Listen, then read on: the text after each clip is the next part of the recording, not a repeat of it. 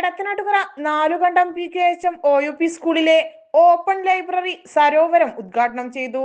Mathrubhumi seed വിശിഷ്ട ഹരിത വിദ്യാലയം പുരസ്കാരത്തുക വിനിയോഗിച്ച് നിർമ്മിച്ച ഓപ്പൺ ലൈബ്രറിയുടെ ഉദ്ഘാടന കർമ്മമാണ് ഇന്ന് നടന്നത്. എടത്തനാട്ടുകര അനാഥശാല പ്രസിഡന്റ് പാറക്കോട്ട് മുഹമ്മദ് ഉദ്ഘാടനം ചെയ്തു.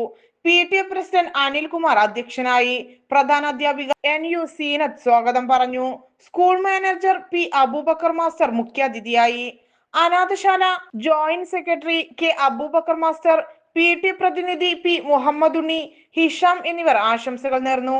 മാതൃഭൂമി സീഡ് ജില്ലാതല കോർഡിനേറ്റർ അർച്ചന ആശംസകൾ നേരുകയും ഈ വർഷത്തെ സീഡ് പ്രവർത്തനങ്ങളിൽ മികവ് പുലർത്തിയവർക്കുള്ള സർട്ടിഫിക്കറ്റ് വിതരണവും നടത്തി.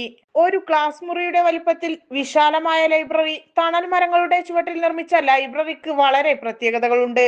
പ്ലാസ്റ്റിക് പുനരുപയോഗിക്കുക എന്ന ലക്ഷ്യത്തോടെ 1500 പ്ലാസ്റ്റിക് കുപ്പികളിൽ മണ്ണ് നിറച്ചുകൊണ്ട് ലൈബ്രറിക്ക് ഇരിപ്പിടങ്ങൾ സജ്ജമാക്കി. കുട്ടികളുടെ വീടുകളിൽ നിന്നും സ്കൂളിന്റെ സമീപത്തെ വീടുകളിൽ നിന്നുമാണ് ഇത്രയും കുപ്പികൾ കുട്ടികളും അധ്യാപകരും ശേഖരിച്ചത്.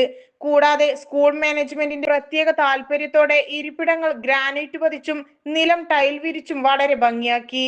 ഇന്ന് കുട്ടികളിൽ നിന്നും ഇല്ലാതായിക്കൊണ്ടിരിക്കുന്ന വായനയെ തിരിച്ചുപിടിക്കുന്നതിനും കുട്ടികളിലെ വായനാശീലം വളർത്തുന്നതിനും ലക്ഷ്യമിട്ടുകൊണ്ടാണ് ഈ ഓപ്പൺ ലൈബ്രറി നിർമ്മിച്ചിട്ടുള്ളത്.